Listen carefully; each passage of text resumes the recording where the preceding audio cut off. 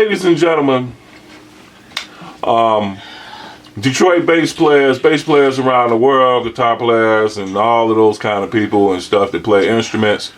We got with us none other than, tell us your name, sir. Ron Couts. Ron Couts. Yeah, the myth, the legend. Now, some of you guys might know this guy. Unicorn.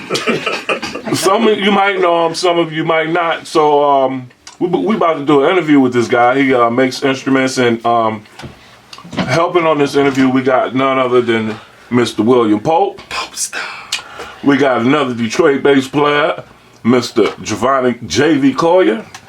And we also got another Detroit bass player, Mr. Mike Rich, and Mr. Reginald Canty, who needs no introduction. I ain't even have to say his name. All I had to do was just point the camera. And they're going to assist us on this interview. And to start off this interview, Pope, tell me a little bit about this guy we about to do an interview with. Well, it all started at a very young age. I'm going to just tell you, I met him at the auto show. He was at the auto show, and I was at another booth, and I was asking a guy, hey man, can you paint a bass? He said, paint a bass? There's a guy over there who's making basses. And so went over there, and it was him. I'm like, wow, okay, man, that's cool. So you make basses, huh? Yeah. So I had been trying to get a bass made, well, the bass that I had then, and every place I went to, 35, 37, 42, 5500. He said, man, just come on over. Come on over and we can make what you want. And I went over, and I think the day that I went over, I just went over to see him. He said, hey man, I gave him my diagram, what I wanted it to look like. He said, you want to cut it out right now? I said, do I want to cut the bass out right now? He said, yeah, man, we're just going to cut it right out.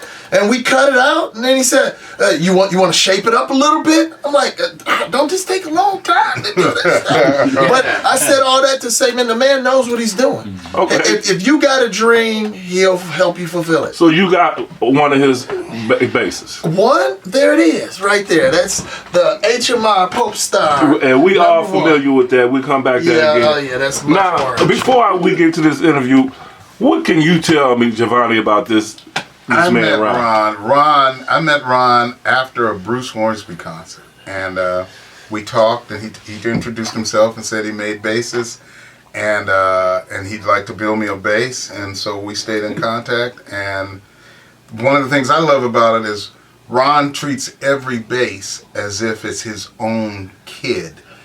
He would not send, I don't live in Detroit, so he wouldn't send my bass to me. He personally would bring each bass that I have from him to me. Made sure it was right, fussed over it. He's an amazing attention to detail and wanting his instruments to sound and play right. So you got a Ron Couts bass too? I have two. Okay. Two Ron Couts HMRs. All right. So also helping us with this interview is Mr. Mike Rich. What can you tell me about this guy we about to interview? I'm gonna tell you something.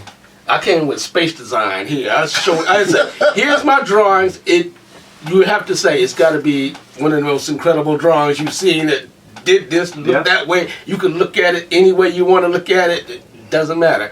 The man did the same thing he did with boy Pope here. He said, okay, we're gonna cut it now. I'm like, huh? Yeah, we're gonna cut it now. And he cuts it out and he gets it out, shapes it out.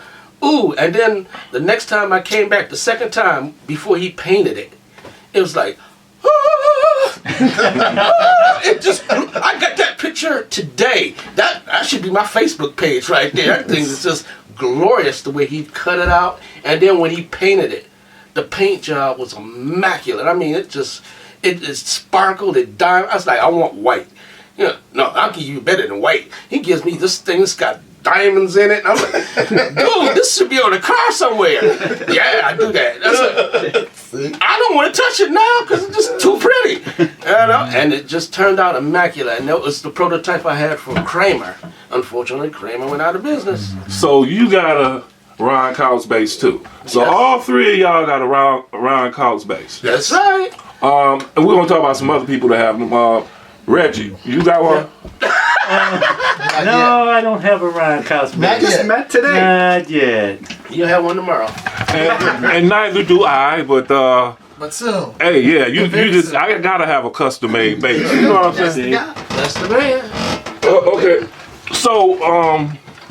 So welcome to the basement, Ron. Where we do these interviews with bass players, and ain't nothing better for a bass player than a bass lutherer. Now, is that how you pronounce it? Lutherer? Luthier. Luthier, not lutherer. See, I'm thinking Luther Vandross. Yeah, that's what Okay. He's thinking Lex Luthor. That's what we Okay, so this still applies. Yes, it does. When did you start building basses? And why? Probably 6 years ago, I had a party at the house. I had a band at the house. My nephew came over, started playing his guitar, which was out of a garage sale. And, you know, we had a few drinks, and I was telling the guys in the band, I'm going to build my nephew a custom guitar.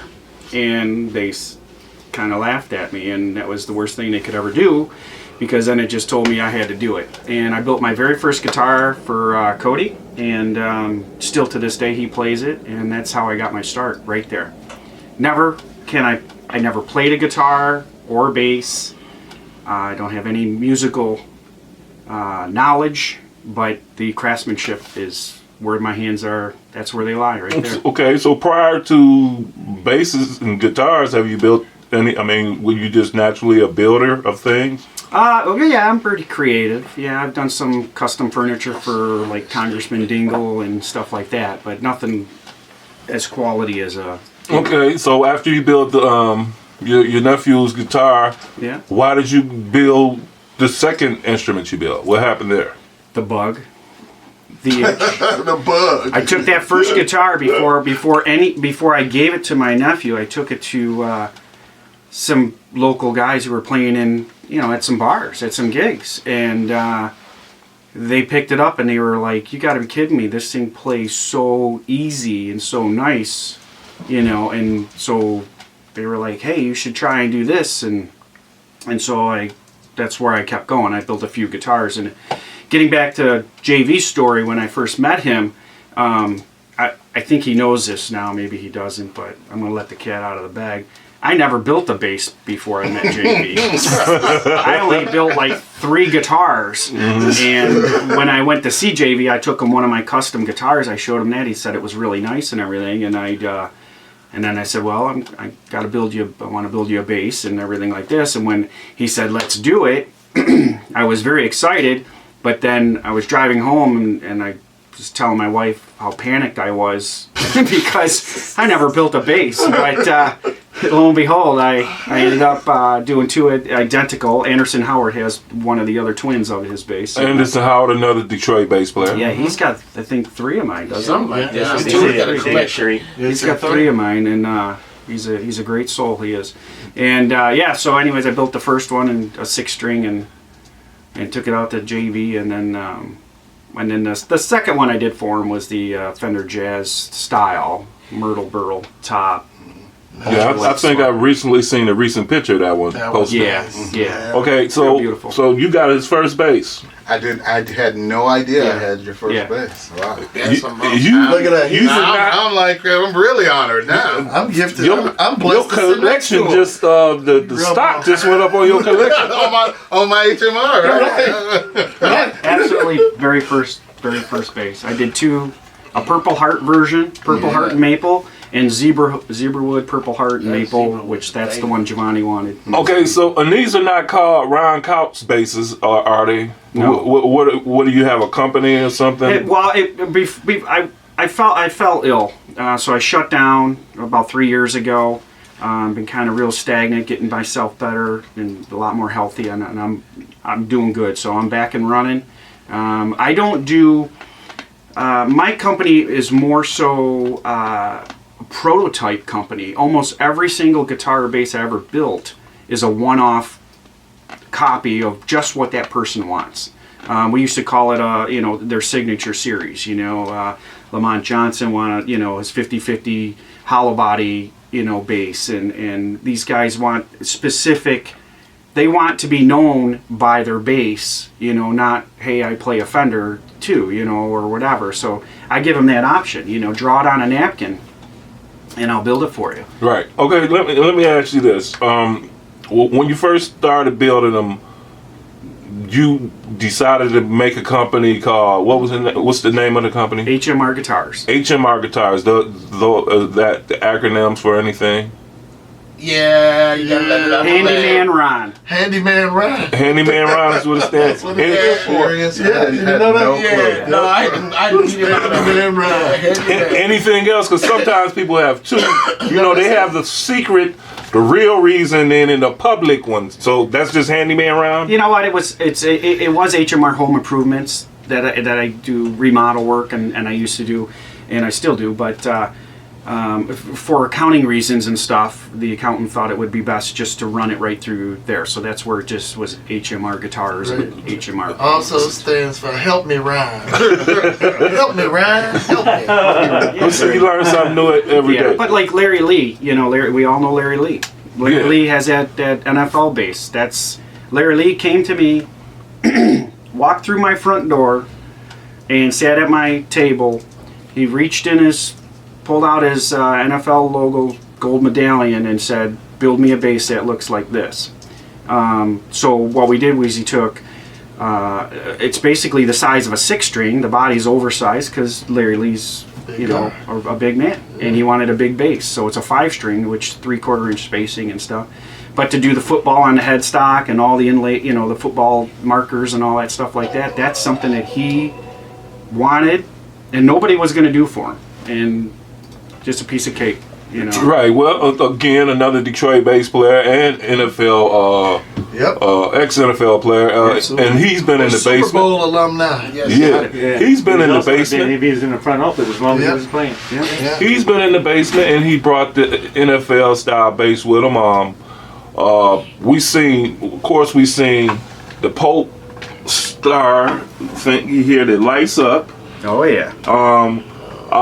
I think we got pictures of the other guys' basses that we can show, and just name us some other people besides these 3 guys here: Lamont Johnson, Larry Lee, man, Damon Warmack, Mike Harrington's had a whole bunch, Gino Leverett, Carey's had one. Yeah, Carey.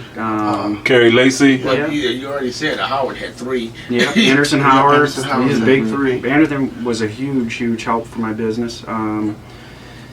We sent him out to quite a few people. We did a TV show called Gears. It's on TV. His name is Stacy David. Mm-hmm. I have a hot rod. He's got a hot rod show. I built a guitar called the Green Goblin. He had, had me on the show and stuff. I built him a really cool, really exotic guitar. Like the skulls, yeah, knobs, those guys lit up. And Mark Casa has guitars. Oh yeah, a couple of them. What's the guy's name who had the Jimi Hendrix? Billy Davis.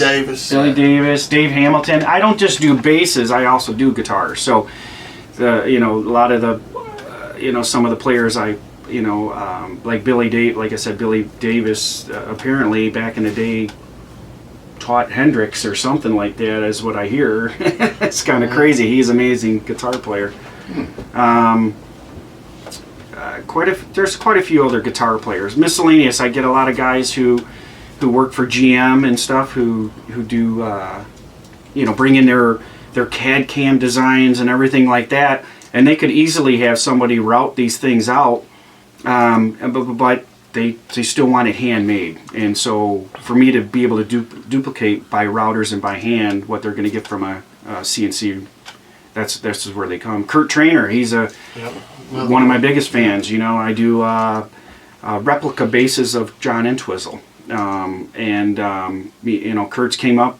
They're specifically wired like his old, the old basses and everything, and I've done probably, 6 or 8 of those basses that have been shipped all around the country for guys who want And those. soon to come, bass cabinets? Yeah, that's a good question. You build cabinets? You gonna start building them? Anything? Well, I have some guys. Amps? Yeah, you know what? I have some guys that forward me over it. Everybody's been just waiting. They knew I was sick. Yeah. They knew I was sick. They didn't want to bother me, and I thank you so much for not putting pressure on me. But I'm ready to go. And as soon as I made mention, I am ready to go. I got 3 on the bench already. I got a guy who sent me over all the dimensions for these cabinets he wants done. And if it needs to be built and custom built, this is I have no specific designs or nothing. So as a bass player who's been playing bass for 40 years, I'm talking about. I wish I had more technical questions to ask you, but I don't know that much about the bass. I'm not a real technical guy. No, really not. So if I wanted a bass build, how could I reach and contact you? You hit me up on Facebook, Ron Couts. Just go to my Facebook and message me on Facebook. And that's the start right there. And are your prices reasonable? You got a range that you can throw some numbers at me? Absolutely. I mean, we have to sit down, because how I work it is I'm not a player, so I allow the player to decide the whole entire bass, right down to the switches, the knobs, the strings. It doesn't matter to me, because I'm just going to build it for you. All right. Okay? I'm not a player, you're not a builder. Okay? So I'm not going to build something that feels great to me. Why would I do that? All right. I'm never going to play it. So I have the guys come over all the time in the process before they're painted in it, and I shape the bass. You're holding it at my shop, and I shape it right there. You can tell me, hey, take a little more off on the inside, do this, it needs to sit more on my leg, or whatever you want to do. And that's what I'm about. A true custom bass.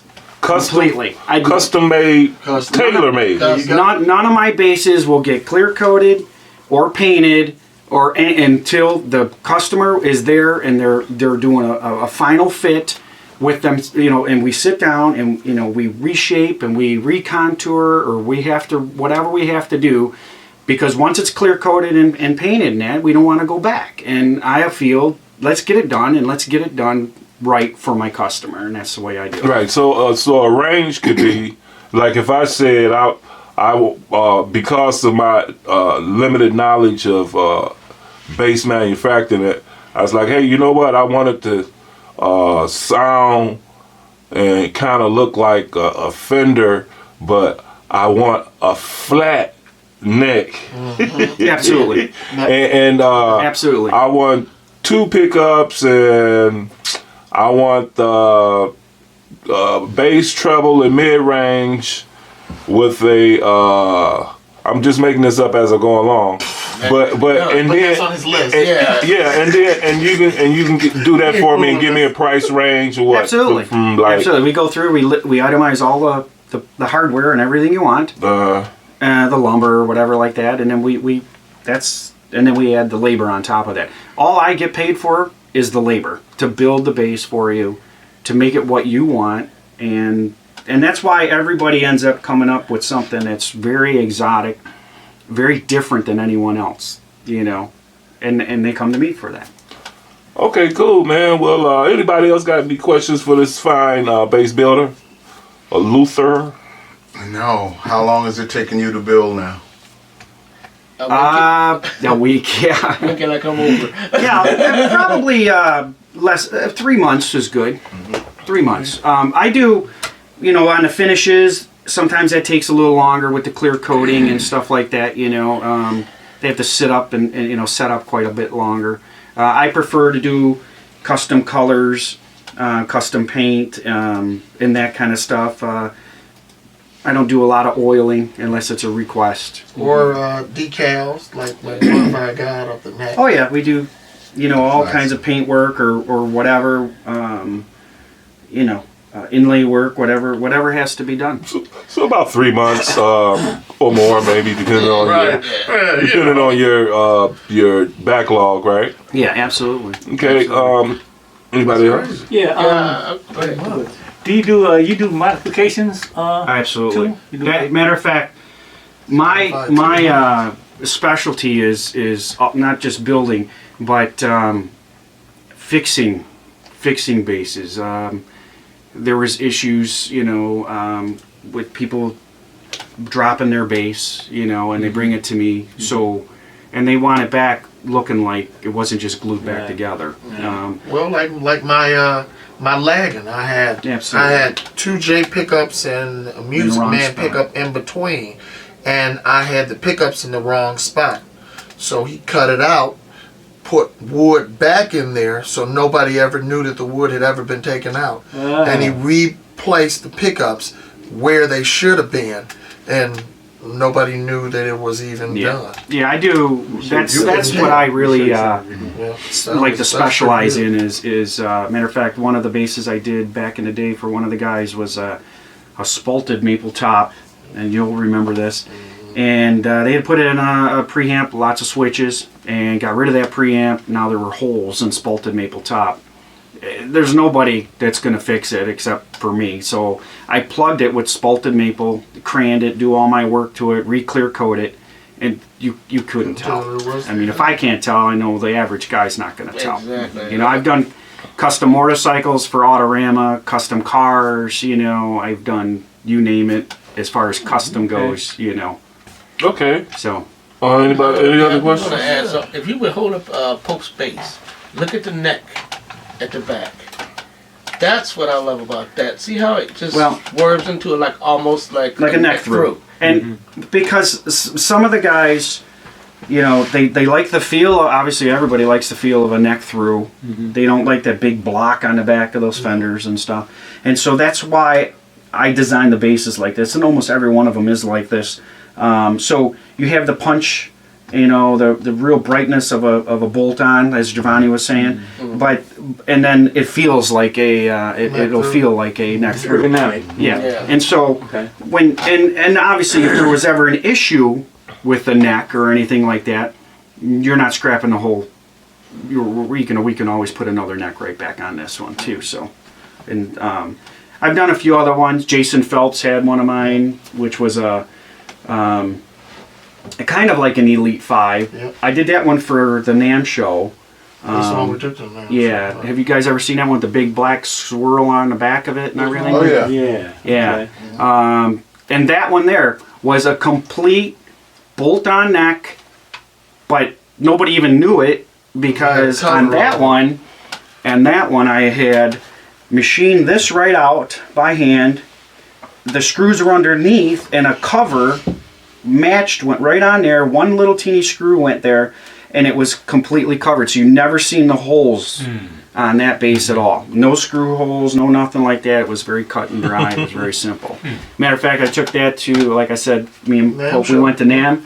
And Hugh McDonald from Bon Jovi, he was there. He grabbed it. He played it. Unfortunately, he's endorsed by Sadowski. So, He's endorsed by Carvin. yeah, so, now, what do you do? But they liked it. They liked it. It was really cool. That bass sold. I got it home. My wife said there was like 60 emails by the time we got home from the NAMM show, and Jason Phelps came over I think that week and just bought that bass right like that. So That was a sister bass to mine, right?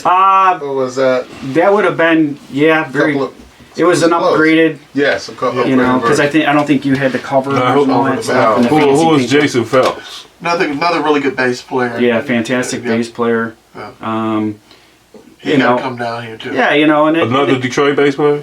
Yeah, I think he is. Okay, so I don't know everybody. That's why I asked. Yeah, I've in the years that I was doing it, man, there was times I've had 7 on the bench at the same time in my little shop that I had going. These guys used to come over and just hang out, and stuff, and we used to do quite a bit of work. Not just basses though, guitars, you know. So again, if anybody wanted to we can reach you on Facebook. Do you have a website? Yeah, well, you can actually go to the website that I did have, HMR Guitars, because we shut it down, is now kicked over to Myspace.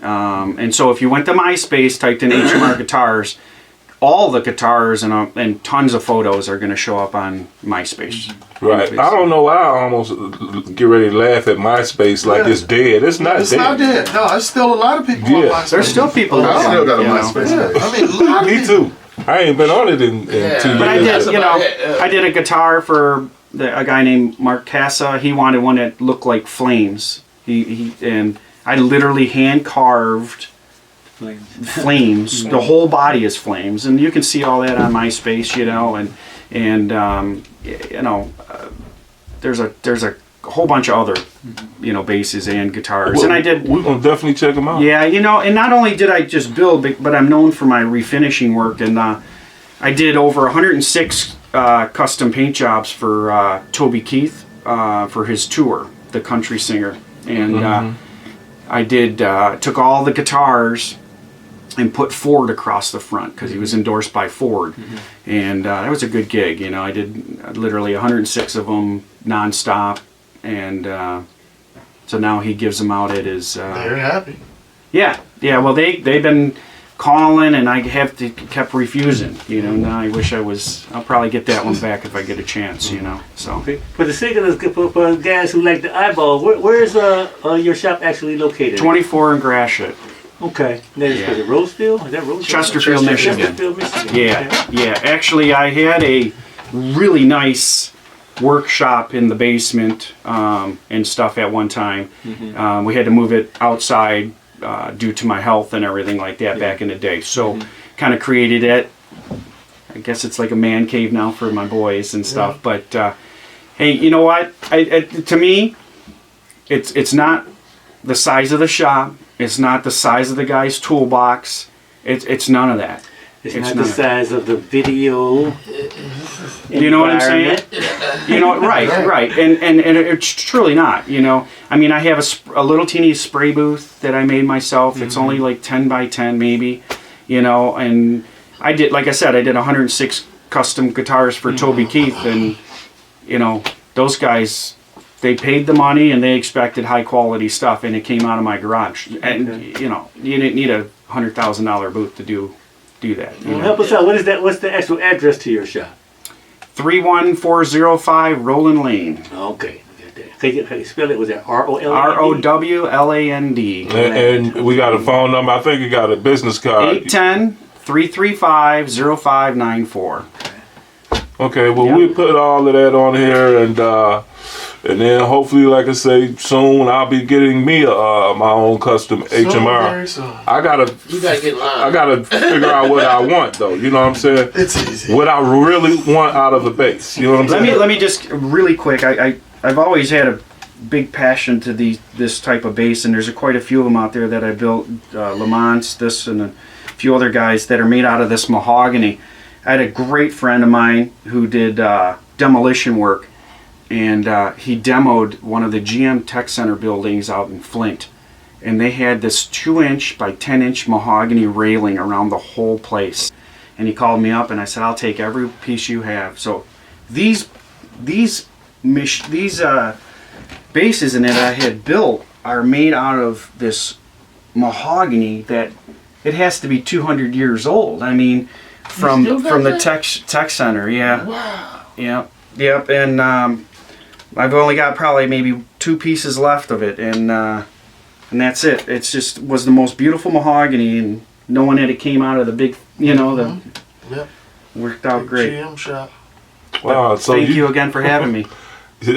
So you got yourself a GM. There you go.